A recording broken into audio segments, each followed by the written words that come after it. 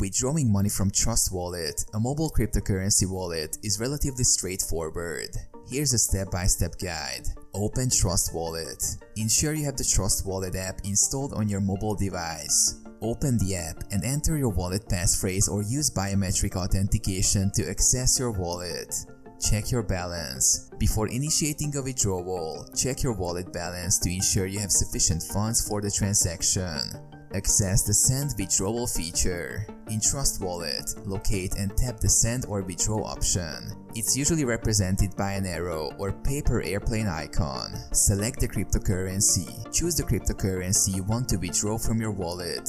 Trust Wallet supports a wide range of cryptocurrencies. Enter the recipient address. Provide the recipient's wallet address. Ensure it's accurate.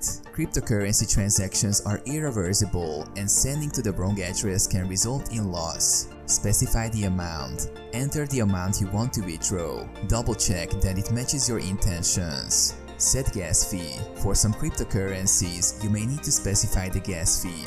Trust Wallet often provides recommendations for fees based on transaction speed. Review and confirm. Review all the transaction details, including the recipient address and fee. If everything looks correct, confirm the withdrawal. Enter passphrase or authentication.